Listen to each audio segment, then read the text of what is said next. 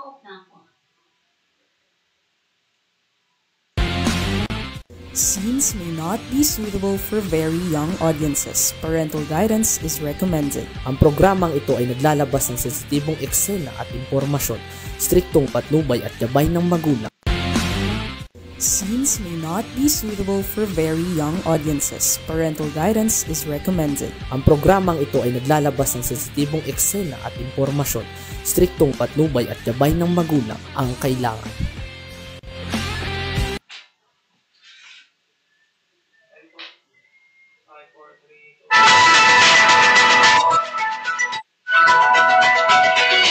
Okay, isang magandang araw sa ating lahat mga kakampi. Ito na naman po yung Nicole Fenicodemus para sa ating balitang halian. Kamusta na po kayo? Binaha ba kayo kagabi? Malakas pa ulan kagabi? Pero parang hindi maaga siyang dumating eh. Parang dati, 6:30, umulan na, di ba? Malakas. Pero this time, parang gabi na, hindi ko na masyadong namalayan. Okay, tingnan naman natin ating kakalsadaan sa araw na ito para sa mga nagtatravel going north and pabalik ng south. Sa Mapulang Lupa, yung north-south ba?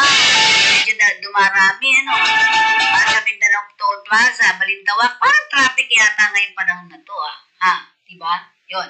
Sa may Kawayan, hindi masyado. Bukawi, ganun din. Yun, marami rin pala. Yun, marami. Yun, diba? Sige. Okay. So far, so good. Medyo traffic, yung papuntang northbound sa may Balintawak. Yan. Dito sa Mapulang Lupa, parehong maraming sasakyan. Diba? Mga nagbabalikan, mga nag-uwian. Yan. Sige. Okay, tingnan naman natin ang ating ulat panahon sa araw na ito. Tingnan natin, ano na ba, may bagyo pa ba tayo? May habagat pa ba tayo? Chinel Dominguez, ang weather specialist ng Pag-asa, Philippine Atmospheric, Geophysical and Astronomical Services Administration. Go, Chinel!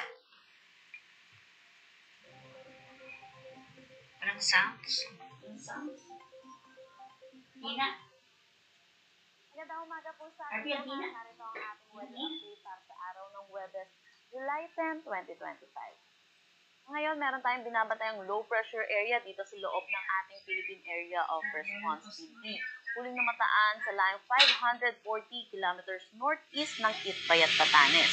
Mababa naman yung tsansa neto na maging isang ganap na bagyo at wala naman direktang epekto sa anumang parte ng ating bansa. At posible rin itong lumabas ng ating Philippine Area of Responsibility. Ngayon, patuloy pa rin ang pag-iral ng southwest monsoon dito sa buong bansa natin. Ito rin yung nagdadala ng mga pag-ulan, lalo na dito sa western section ng ating bansa. Para naman sa update natin dito sa binantayan natin bagyong si Bising na may international name na Danas, ito ay ngayon ay isa na lamang low pressure area dahil na rin sa interaction nito sa kalupaan ng China. Huling namataan ito sa layong 745 kilometers northwest ng Itbayat, Batanes. Hindi naman na din natin inaasahan na papasok ulit ito ng ating Philippine Area of Responsibility at magkakaroon ng epekto sa anumang parte ng ating bansa. Ngayon, meron din tayong panahon.gov.ph. Kung makikita natin, meron tayong mga warning alerts dito sa gilid at ito yung pwede natin i-check para sa mga nilalabas nating thunderstorm advisory, rainfall advisory at mga heavy rainfall advisory. Nakakompile po dito lahat ng mga nilalabas ng ating mga PRSTs. Kung makikita natin, meron tayong NCR PRST, Visayas PRST, at Southern Luzon PRST. I-check din natin itong panahon.gov.ph dahil pwede din natin i-check yung mga magiging forecast natin sa mga susunod na araw. Para naman sa magiging panahon natin ngayong araw, inaasahan natin patuloy yung epekto nitong southwest monsoon at magdadala pa rin ng mga pag-ulan. Asahan natin yung mga pabugso-bugso na pag-ulan, moderate to heavy rains, lalo na dito sa may Batanes, Babuyan Islands, Zambales, Bataan, Metro Manila, at Cavite, pati na rin sa may Occidental Mindoro. Para naman sa nalalabing bahagi ng Luzon, makikita natin yung eastern section ng ating bansa, makakaranas naman tayo ng maaliwalas na panahon, pero asahan din natin dulot ng southwest monsoon, mataas din ang tsansa ng mga pag-ulan, lalo na sa madaling araw, sa hapon at sa gabi. Agwat ng temperatura for Metro Manila, 25 to 28 degrees Celsius. Lawag, 25 to 30 degrees Celsius. Tugigaraw, asahan natin ng 25 to 31 degrees Celsius. Baguio, 17 to 21 degrees Celsius. For Tagaytay, 22 to 27 degrees Celsius. At Legazpi, 27 to 32 degrees Celsius. Para naman dito sa may Palawan, pati na rin sa Western Visayas, Zamboanga Peninsula, Barm at Soxargen, makakaranas din tayo ng maulap na papawirin na may mga kalat-kalat na pag-ulan, dulot pa rin ito ng southwest monsoon. At ganun din, kung makikita natin sa eastern section ng Visayas at Mindanao, magiging maaliwalas ang kanilang panahon. Pero yun po, mataas pa rin ang tsansa ng mga pag-ulan, lalo na sa madaling araw at sa hapon at sa gabi, dulot pa rin ito ng southwest monsoon. At paalala na rin po sa ating mga kababayan dahil sa mga sunod-sunod na nararanasan natin mga pag-ulan, saturated na rin po ang ating mga kalupaan. Tumataas na rin po ang tsansa ng mga pagguho ng lupa, pati na rin ng mga pagbaha. So, ingat na lang din po sa ating mga kababayan at ugaliin i-check ang mga social media pages ng Pag-asa sa mga nilalabas din nating update tungkol sa ating panahon. Wala naman tayong nakataas na anumang gale warning sa anumang seaboards ng ating bansa. Ang sunrise mamaya ay 5:33 a.m. at ang sunset mamaya ay 6:30 p.m. Para sa karagdagang impormasyon, bisitahin ang aming mga social media pages at ang aming website pag-asa.dost.gov.ph. At bisitahin din natin yung panahon.gov.ph para sa mga nilalabas nating mga thunderstorm advisory, heavy rainfall advisory at mga rainfall advisory. Janelle Dominguez po, magandang umaga.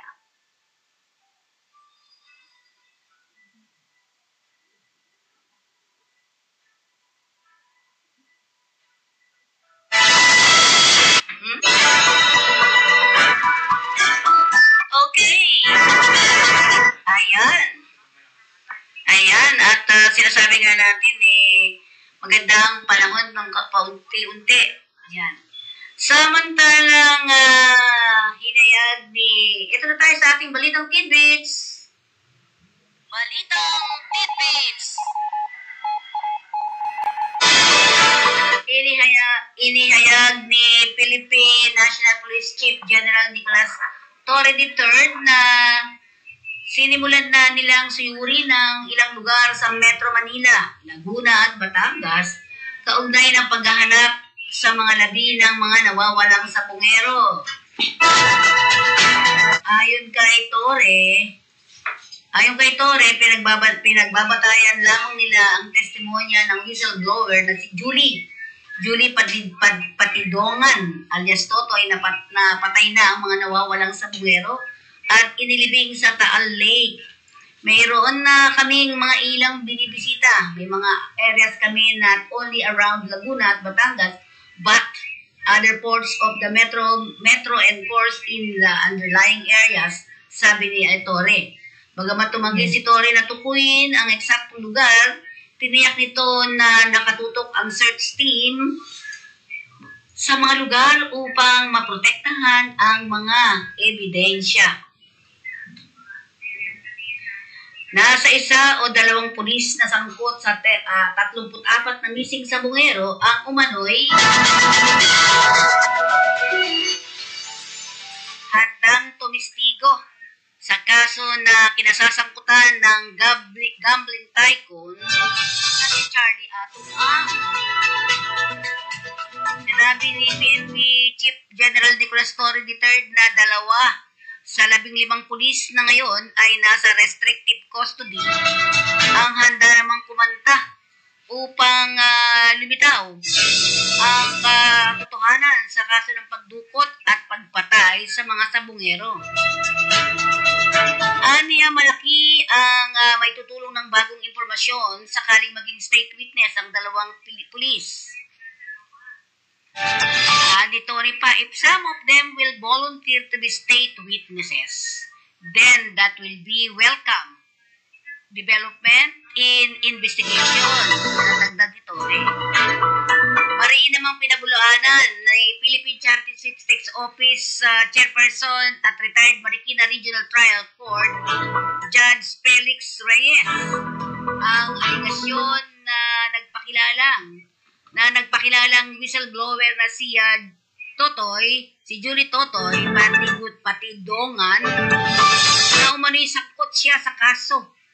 Fixing o pag-aayos ng kaso para sa negosyanteng si Atong Ang. Sa isang pahayag, giniit ni Reyes na walang katotohanan ani ay ang mga natural wild accusation. Na bumiyahe siya sa abroad kasama ang mga prosecutors at mga judge para gawin ang case fixing. Kinamon rin niya si Patidongan na tukuyin kung anong kaso ang inayos niya para kay Ang. Dagdag pa nito, if Mr. Patidongan cannot be substantiate his accusation of case fixing, I ask him to shut up. Yan ang sagot ni Reyes, sabi ni Reyes. Kaugnay nito, sinabi rin ni Reyes na pinahintulutan niya ang Bureau of Immigration na ihayag ang kanyang mga biyahe sa ibayong dagat mula nang magretiro siya sa hudikatura noong October 1, 2021 hanggang sa taong kasalukuyan.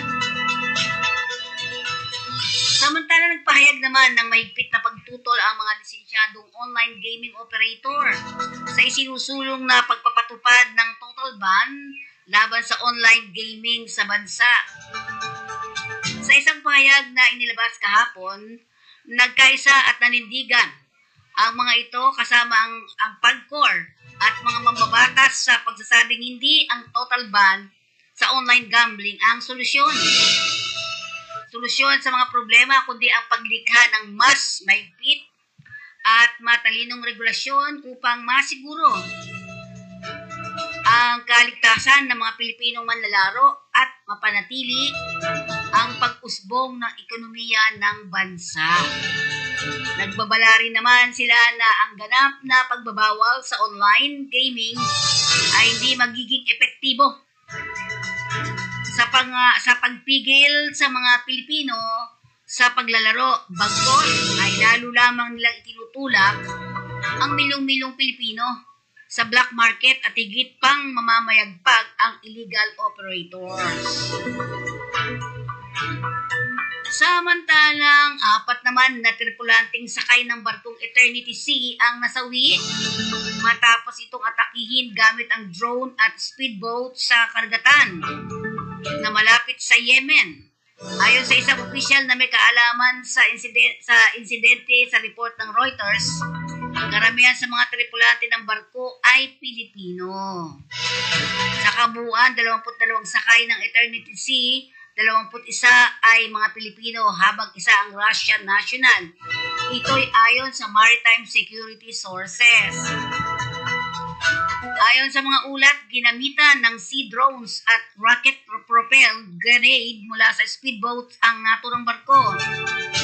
Nasa banyera na ngayon ang Eternity Sea at unti-unting lumulubog. Dagdag pa ng mga Air Army. May 2 sugatan pang crew. Ayon sa official na Aspides, ang European Union mission na tumulong sa seguridad ng mga barko ay dumaraan sa Red Sea. Isa pa umanong miyembro ng crew ang nasawi habang nasa barko matapos ang insidente. Ayan, tayo ay nakikisa at nakikiramay naman sa mga kababayan nating mga seafarer, no? Yan po ang ating tidbits. Meron mo tayong mga report sa labas. Okay, at para sa mga aasahan ninyong mga balita dito sa ating Kakampi Online, balitang halian, Duterte, bangkay ko'y wag iuwi sa Pilipinas. Dating Pangulong Duterte walang titirhan pag ibinenta bahay sa Davao, ayon kay Sara. Palasyo, sinopla ni BP Sara, Pangulong Marcos, nagtatrabaho, hindi nagbabakasyon. Tulpo sa DMW, nagay ng Pinoy seafarers na inatake ng Houthi rebels, tutukan. 12,000 mga pulis ikakalat sa zona. Lapit na zona. 2 rentangay na extortionist sa Malabon, Timbog. Sa COMELEC, 10 araw na voters registration sa BSKE. Mga kabataan to, Plaza nga ba? Arangkada na sa Agosto pala yung Oktubre. City Run Hospital nga sa medical supplies ayon kay Isko. Magpaalala muna tayo mula sa ating himpilan, Arvin.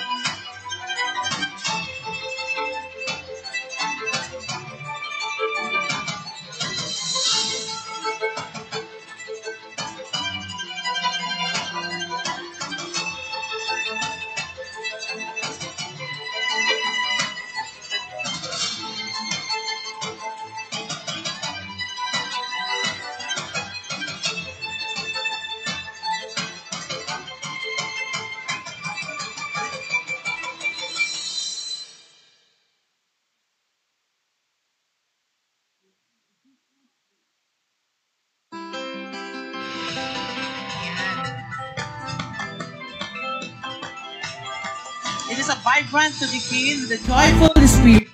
Okay, ayan, na-RB wala ka songs. Okay, at dito na uli tayo sa ating mga balita.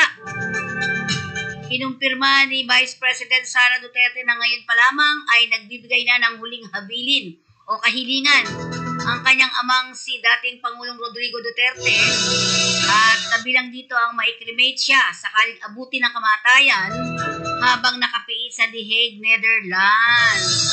Sabi niya kung mamamatay daw siya dito sa Netherlands, huwag na daw iuwi yung kanyang katawan sa Pilipinas. Ipa-cremate na lang daw ito dito, yung ashes na lang daw ang iuwi. Ayon pa kay VP Sara sa isang media interview, and then sabi ko i-discuss na lang natin sa susunod kasi hindi ako pro-cremation. Tapos siya pro-cremation. Nang magtanong ang media kung ano ang kanyang nararamdaman sa pahayag ng ama, sinabi ng ikalawang pangulo na natural lamang sa isang tao na nasa 80 anyos na ang edad ay mag-isip ng mga ganitong bagay. Mabuti na rin yung na alam na natin lahat kung ano yung kanyang last wishes para magagawa yun kapag mangyayari, anya. Una nang sinabi ni VP Sara na hindi maayos ang lagay ng kondisyon ng pangkalusugan ng ama sa piitan. Gayunman kapansin-pansin aniya ang pamamayat ng pangangatawan nito at inilarawan pang itong butot balat na lamang. Si VP Sara ay kasalukuyang nasa The Hague upang dalawin ang ama. Nagtungo siya doon noong Hulyo 5 at magtatagal hanggang sa Hulyo 23.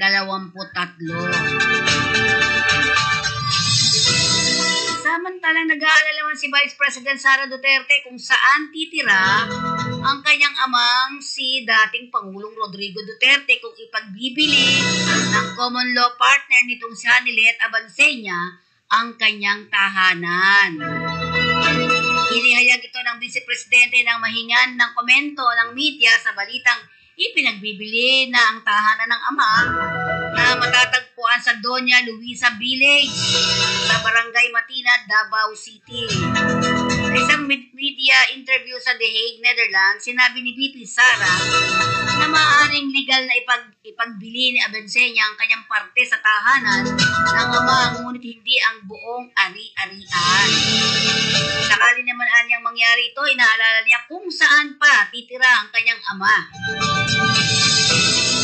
Ayon pa sa bise, as a lawyer, I think they acquired the property when they were living in, and so its status is co-ownership. Yan ang banggit ni bise. Dagdag pa nito, as a daughter, I was just thinking where PRRD will live if they will sell the house. This is one of the concern. Dagdag pa nito. nagpayag naman sa pagsang-ayon sa pahayag to. Nagpayag naman siya ng pagsasang-ayon. Wala. Sa pahayag ng kanyang kapatid na si Davao City Representative Paulo Duterte na maaaring tumuloy ang ama sa bahay ng kanilang inang si Elizabeth Zipperman. Mama said it's okay with her if he visit. He can stay here, anya. Sa kabila nito, nilinaw ni BP Sara na walang rekonsilyasyon naganap sa pagitan ng kanilang mga magulang. Ngunit, nananatili anyang magkaibigan ang mga ito. Pinuweltahan ng palasyo si Vice Presidente Sara Duterte kaugnay sa banat nito kay Pangulong Ferdinand Marcos Jr.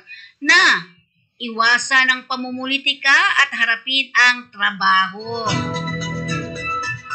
Sinabi ni Palace Press Officer Attorney Claire Castro na dapat talagang manalamin ang Vice Presidente para malaman niya kung siya ba ay nagtatrabaho, namumulitika o nagbabakasyon lang. Ang buwelta ni Castro ay ginawa matapos sabihin ni BP Sara na siguro tumingin siya sa salamin, no? Pag sinabi niya yung stop na ang pamumulitika kasi sila yung namumulitika. Ang ginagawa lamang namin ay sumasagot kami. Yan ang git naman ni Castro na nakatutok ang atensyon ng Pangulo sa kanyang trabaho at paghahatid ng serbisyo tulad ni BP Sara na panay ang biyahe at namumulitika. Ayon pa kay Castro, sa ngayon ay nasaan ba si BP Sara? Nung iyan ay sinabi niya, nasaan po ba siya ngayon? The Hague at ang ating pagkakaalam ay hanggang July 23 pa siya. Makita naman anya na trabaho ang inatupang ni Pangulong Marcos tulad anya ngayon ng Miyerkules, kahapon po yan, na mahagi ng 387 na ambulance para sa mga lokal na pamahalaan. Aktibo rin anya ang presidente sa pagpapaunlad sa agrikultura at hindi pag-aaksaya ng panahon kaya dito malalaman kung sino ang nagtatrabaho at nagbabakasyon lamang. So, yun lamang pong tandaan natin. Ang Pangulo, action, action, action. Hindi bakasyon. Tila nagpaparinig pa si Castro.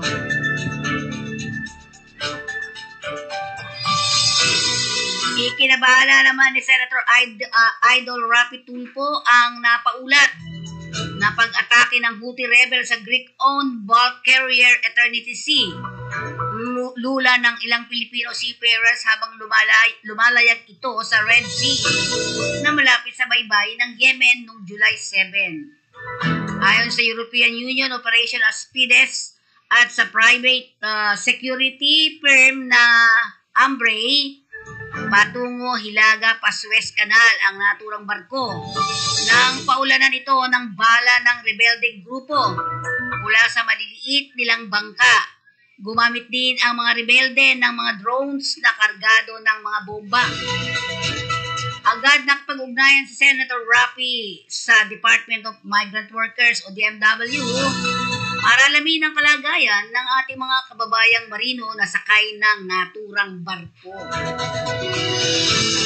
Samantala, ayon kay Sec Hans Leo Kakdak, nakadeploy daw ito sa isang misyon sa ilalim ng UN World Food Program kung saan may dala itong grain cargoes at papunta sana ng Jeddah, Saudi Arabia para sa refueling bago ito lusubin. Ayon pa kay Kakdak, nasa 21 sa 22 crew ng Eternity Sea ay mga Pinoy, 21.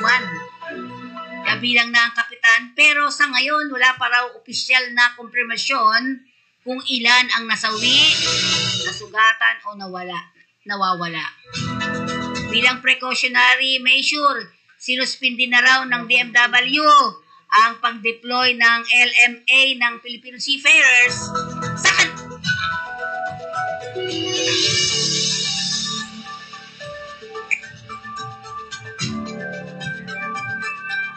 sa kanilang mga barko. Sinabi ni Senator Rapi na sa DMW na ipagpatuloy na lang ang nila ang kanilang ginagawang verifikasyon at investigasyon upang agad maipaabot ng ating gobyerno ang tulong para sa mga seafarers na nangangailangan at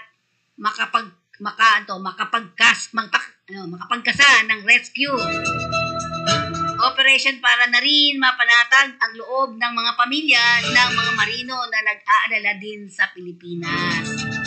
Nangako rin si Senator Tulfo na patuloy niyang imomonitor ang development sa insidente na ito.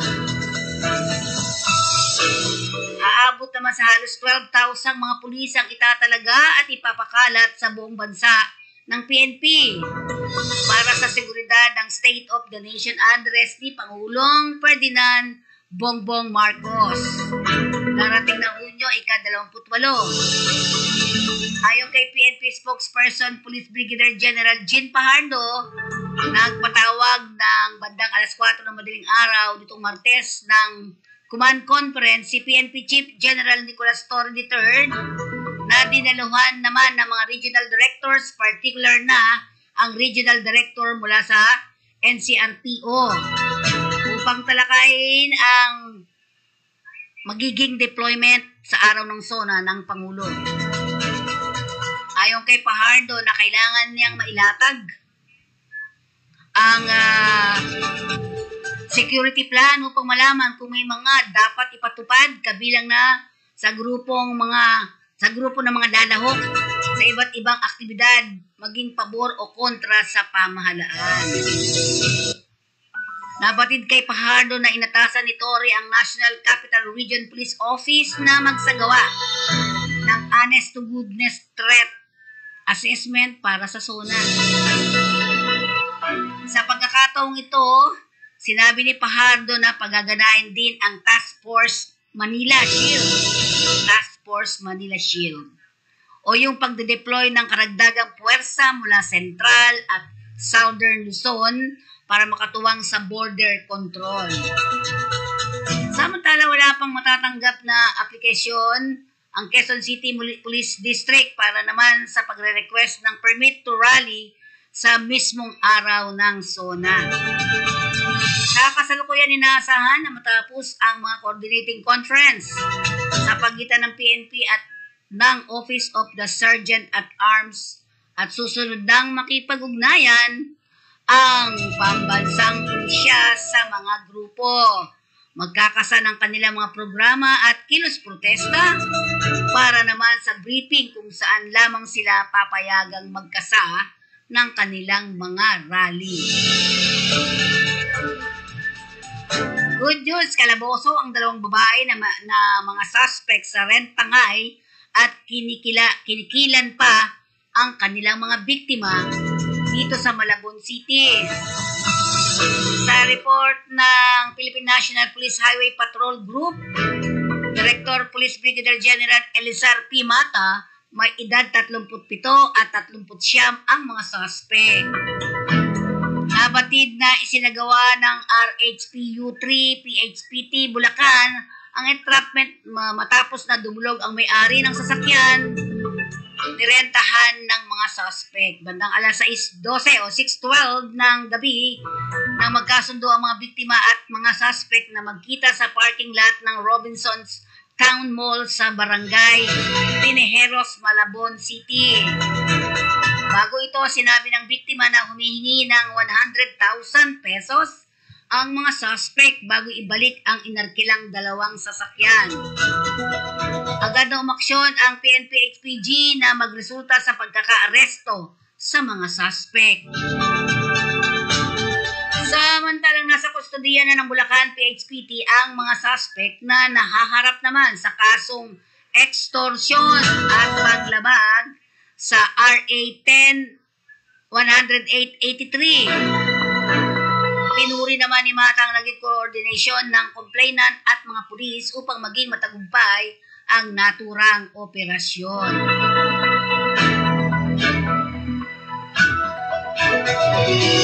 Inanunsyo kahapon ng Commission on Election na nakatakdang umarangkada sa Agosto ang 10 araw na voters registration para sa idaraos na barangay and sangguniang kabataan eleksyon.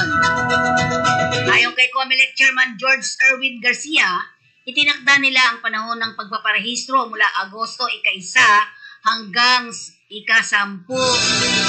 ngayong 2025 sa buong bansa, habang hinihintay pa ang desisyon ni Pangulong Ferdinand Marcos Jr. hinggil sa panukalang ipagpaliban ang naturang halalan sa November 2026 at palawigin ang termino ng mga barangay official na hanggang 4 na taon na lang. Magbubukas rin nila sa naturang panahon ng pagpapatala ang kanilang register anywhere, anytime booth sa ilang piling pagamutan, paliparan at transport terminal sa Metro Manila. Ito ay gagawin natin para magkaroon ng butante, lalo na sa SK, ng 17 to 17 years old, na boboto para sa barangay at SK election ng December 1 ng COMELEC Chief. Ipinaliwanag ni Garcia na mahirap na ipagpaliban ang voters registration ngayong papalapit na ang eleksyon, dahil maaring walang kabataang butante kung matuloy ang halalan sa December 1. Manila, sa kay Manila lang po tayo ha. Kinumpirma ni Manila Mayor Francisco Isko Moreno, lumagoso na nga sa mga medical supplies ang City Run Hospital nitong administrasyon ni dating Mayor Hani Lacuna.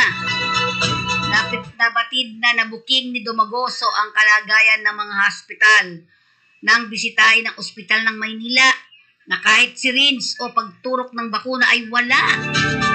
Napag-alaman ng alkalde na buwan pa ng September at Pebrero ay bumitiw na pala ang mga kumpanya na nagpapadala ng medical supplies dahil sa mga naantalang bayarin.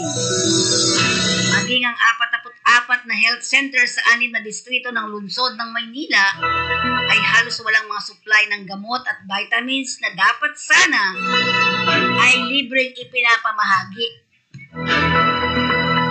sa mga naturang residente. Napag-alaman din ni Dumagoso na matagal nang inirereklamo ng mga tauhan ng ospital ang problema, pero hindi ito tinutugunan at pinapansin ng dating namumuno ng Manila Health Department. Gagawa naman ng paraan si Mayor Isko na masolusyonan ang naturang problema, kung saan may mga nakausap na siya para mag-supply muli ng mga kinakailangang gamot, habang sinisiguro niya sa mga doktor, nurses, medical staff at barangay health workers na handa ang Manila LGU na suportahan sila sa abot ng makakaya. Samantala, nakatanggap kahapon ang donasyon ng city government ng mahigit 5 milyong piso.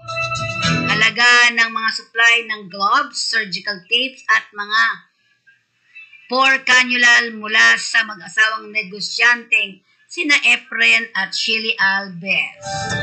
Congratulations! Naku, sana nga matugunan lahat ng mga yan. Ano po? Okay, yan ang ating mga balita ngayong araw na ito dito sa ating balitang halian. At syempre, paalala muna tayo uli, RB.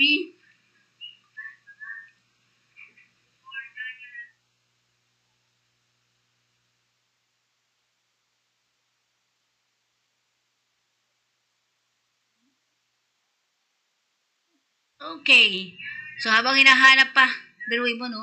Wala talaga sa laboratory ng Ospital ng Maynila. Ala talaga.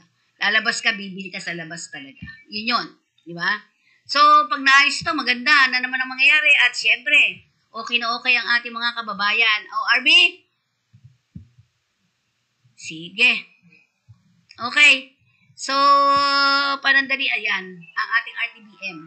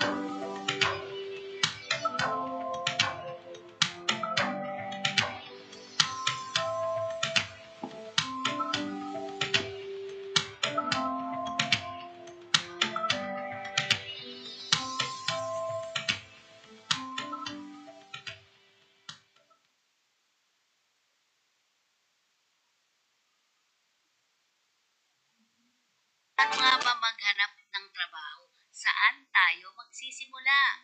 Una, mga job fairs. Diyan, pwede tayo. Ang mga job fair ay mga event kung saan maraming kumpanya ang nagsasama-sama upang mag-alok ng trabaho. Magandang pagkakataon ito para personal na makausap ang mga potensyal employer at direktang mag-apply ng trabaho. Pangalawa, Public Employment Service Office. Ito ang mga opisina ng gobyerno na tumutulong sa mga naghahanap ng trabaho. Sila ay nag-aalok ng iba't ibang serbisyo tulad ng job matching, career counseling, at pagsasanay para mapadali ang paghahanap ng trabaho. Ikatlo, online job portals. Ito yung JobStreet, Indeed, etc. Ang mga online job portal ay may mga website na kung saan maaaring maghanap at mag-apply ng trabaho online. Dito, maraming job listing mula sa iba't ibang kumpanya at industriya. Pwede rin itong mag-set up ng alerts para malaman agad kung may bagong job opening na akma sa inyong profile. Ika-apat, social media Facebook link.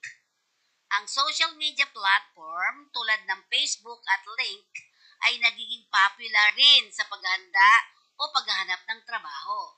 Sa Link, maaari kang makipag-network sa mga professional at maghanap ng mga job posting sa Facebook. May mga grupo o pages na nagpo-post ng job vacancies. Ang mga nabanggit na paraan ay makakatulong po sa inyo na mas madali at mas mabilis na makahanap ng trabaho. Importante lang na subukan ng iba't ibang paraan upang makita kung alin ang pinaka-epektibo para sa inyo. Okay. Balik tayo sa ating trabaho patrol. We are hiring SSW. Building cleaners po ito ha. Bound for Japan ang Studio 85 na may 220,000 yen. Yen po ha, yen. Okay. Sila po ay lalaki, 20 to 35 years old. Pagka babae naman, 20 to 40 years old. Kailangan nakapasa pass building cleaner management skill test. O tinatawag na BCM Prometrics pass JLPT. Ang Studio 85 ay nasa second hanggang 5th floors. Commercial building, ito yung main office nila sa 2118 Corner Lebrisa Street, Hilpuyat, Pasay City. Open Monday to Friday, alas 9 hanggang alas 5. Ang Peridot International Resources Incorporated ay nangangailangan sa New Zealand ng mga machine operators. Kailangan nila ng 30 machine operators. At least 5 years experience abroad and have a range of skills from operating various machineries including excavators. Yan. Okay, experience stretching. Ayan po, tingnan nyo lahat. Okay, next natin. Send your resume to peridopor@gmail.com or recruitment@peridointernationaliana.com. Yung mga po dati na applicants ay hindi na pa pwede na mag-apply ulit. Saysay Global is Japan is hiring gas piping construction worker. Qualification, walang tattoo dapat. Male is 22 to 35 years old. High school or vocational graduate with at least 1 year of related work experience in gas piping construction, preferably with COE. Of course, able to communicate in English and must be willing to take Japanese language training after selection. Apply, okay, you can scan the QR code dyan. Tingnan mo, yan. Diyan po kayo papasok para magkapag-apply maigi. Okay, ang Magsaysay Global Service Incorporated ay matatagpuan sa 7th floor, Times Plaza Building, UN Avenue, corner Taft Avenue, Metro Manila. Okay. Okay, ang iQuest naman ay nangangailangan ng 40 domestic worker to Singapore. Okay, iQuest po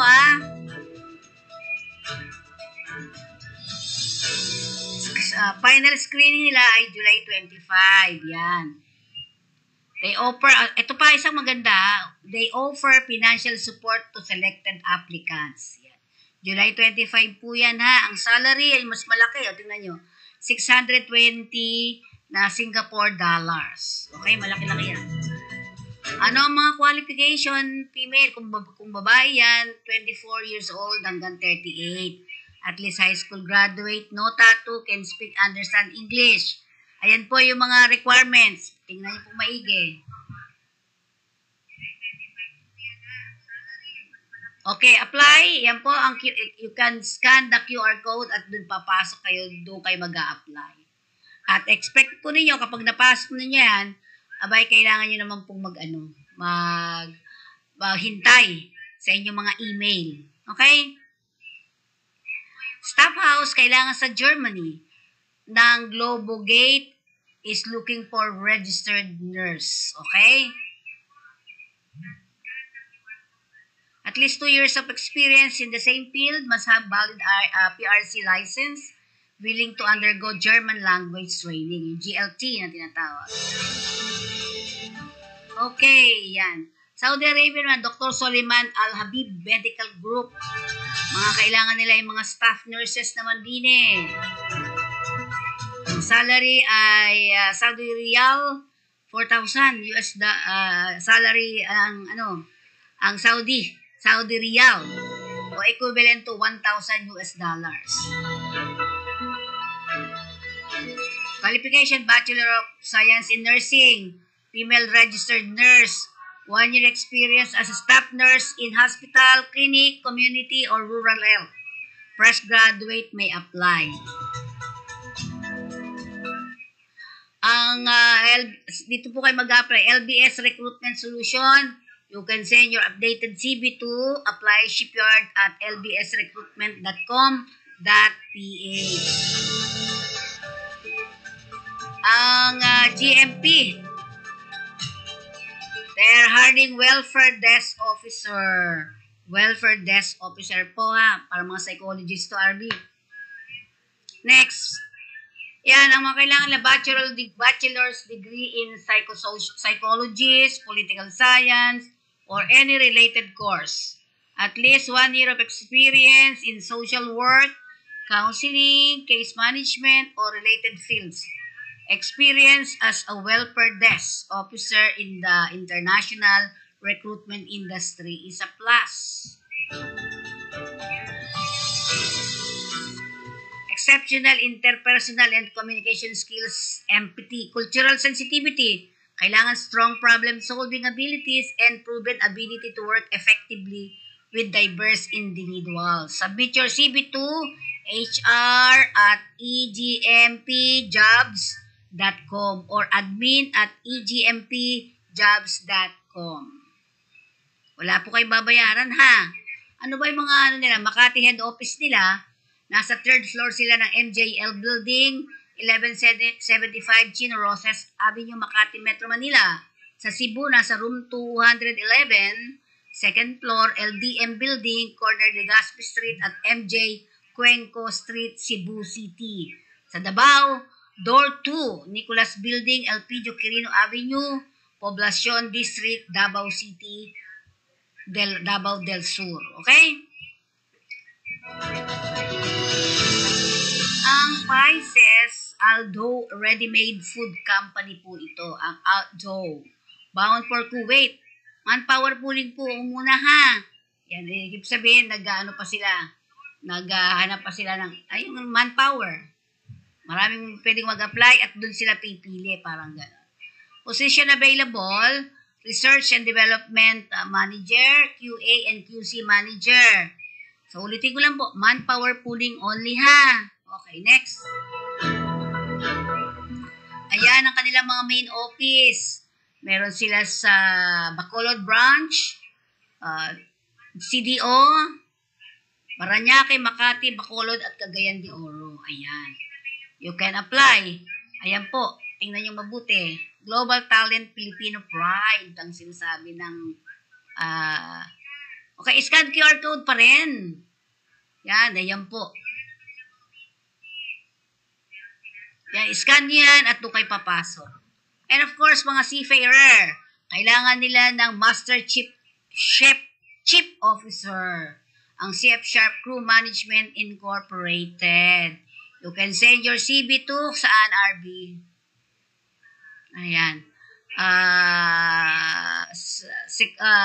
Recruit hire at cfsharp.com or visit their office personally. Next. Ayan po. Nasa 290 Casa Rocha Building, General Luna Street, Intramuros, Manila. Tandaan po lahat ng binabanggit natin dito ha, wala po kayong babayaran dapat. Wala po kayong babayaran dapat. Okay? September Star. Ito naman, ano ba kailangan ito? Ano bang mga qualification ang kailangan? Sila po ay nasa 1690 Dian Street, Barangay San Isidro, Makati City. Yan, okay? Ano ba mga kailangan to, RB? Para mananahi, ano? Sige, basahin po natin. Kunan yung picture.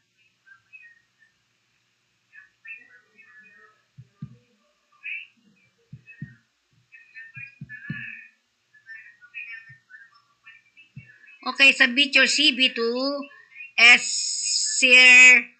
scrrecruitment.ksa@yahoo.com. Okay, yan po ang ating mga balita, ating trabaho patrol dito sa ating balitang halian. Maraming salamat!